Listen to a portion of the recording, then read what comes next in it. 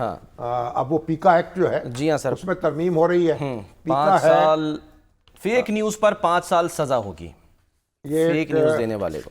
पीका जो है इलेक्ट्रॉनिक क्राइम्स एक्ट, जी हाँ, Pakistan electronic crimes act. Exactly. तो अब ये मेरे ख्याल 2016 में बना था कानून ये। जी, अब उसमें तरमीमें हो चुकी हैं। हाँ जी, हम अब एक ये नई तरमीम तरमीम हो करते रही हैं, है। कभी दूसरी तरमीम करते हैं। अभी अखबार नवीस जो है उसके ऊपर एहतजाज कर रहे हैं। PFU के रेजोल्यूशन में देख रहा था, वो इसको क्या इसकी मजम्मत कर रहे थे, ये तरमीमें हमें मंजूर नहीं है।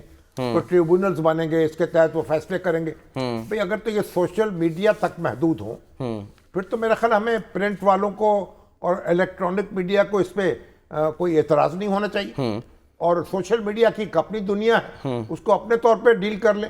लेकिन एक तो मुसीबत ये है ना कि एक तो इसके पास तफ्तीशकार जो हैं वही स्किल्ड नहीं है, ट्रेंड नहीं है, प्रॉपरली एजुकेटेड नहीं है। ठीक है। FIA को मतलब ऐसे लोग चाहिए, ऐसे यानी वर्क फोर्स चाहिए। सर भर्ती करें ना, अगर ऐसे चाहिए। लोग तो हैं हमारे यहाँ, IT की बात करते हैं तो ऑफिशियल्स तो हैं बातें ऐसे। बहुत करते हैं, काम कुछ नहीं करते। और आप देखें जो हुकूमत जो है ट्रैफिक रूल्स नाफिज नहीं कर सकती, वो पीका में कितनी तरमीमें कर ले। और वो जो हमारी मरियम बीबी हैं और मुत्तहिदा अरब अमारात के सदर आए, हाँ जी, और उनकी तस्वीरें जो है आर्टिफिशियल इंटेलिजेंस के जरिए वो एक तस्वीरें मसख करके जाली बना के, तो एक प्रोपेगेंडे का तूफान उठाया गया, बदतमीजी का। तो उसके अब उन लोगों पे कार्रवाई हो रही है, FIA का हाथ पहुंचा है, उसमें ख्वातीन भी शामिल हैं, उसमें मर्द भी शामिल है। सर उसमें दिलचस्प बात यह है कि वो जो FIA काम है वो कह रहे हैं कि जो मुल्जिमान हैं उनको 4 यानी कि कैटेगरीज में डिवाइड किया गया है।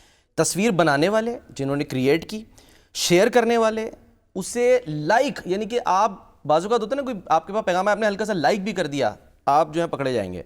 और कमेंट करने वाले, कमेंट भी किया ना आपने तो उस पर जो है ना वो मुजरिम वो तो ठहराया फिर जाएगा। अदालत में जब जाएगा। हाँ। मगर अब ये जो इस तरह की एक्टिविटी है ना, इस पे तो हमें तो हमारी जो मीडिया की कम्युनिटी है उसको तो कोई प्रोटेक्शन नहीं देनी चाहिए इसको।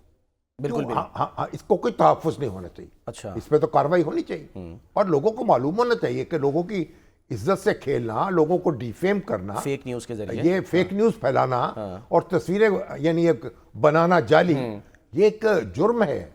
और किसी की इज्जत को मजरूह करना यानी इसको डिफेम करना, ये उतना ही बड़ा जुर्म है जिस तरह किसी पर गोली चलाना। सर एक पोस्ट शेयर की, अब उसके बाद जिसके खिलाफ की है वो बेचारा लगा हुआ है, उसकी वजाहतें देने के लिए तो क्या करे, कहाँ जाए। अब हमें भी इसका निशाना बनना पड़ता है। बहुत सी चीजें झूठी चलती हैं और चलाते चले जाते हैं, तरदीद करते हैं, फिर बात तो खत्म होती। मगर मेरा जो ख्याल इस बातें पे नहीं की होती वो भी मंसूख कर दिया जाता है। मौसर कानून साजी की जरूरत है और इस पर संजीदगी से गौर करना चाहिए। और हमारी मीडिया ऑर्गेनाइजेशंस जो हैं उनको भी संजीदगी से गौर करना चाहिए, यानी गैर संजीदा तरीके से एक्सेप्ट या रिजेक्ट नहीं कर लेना चाहिए। अच्छा सर, आज ना कायमा कमेटी बराए IT ने डिजिटल नेशन पाकिस्तान बिल ये 2024 भी मंजूर किया है। अब उसमें जो है वो शिजा फातिमा साहिबा ने इंकशाफ किया है कि सरकारी इदारे जो हैं वो डिजिटल होना ही नहीं चाहते। वो कह रही है फैसला करें भाई, रिश्वत का बाजार ख़त्म करना है या नहीं।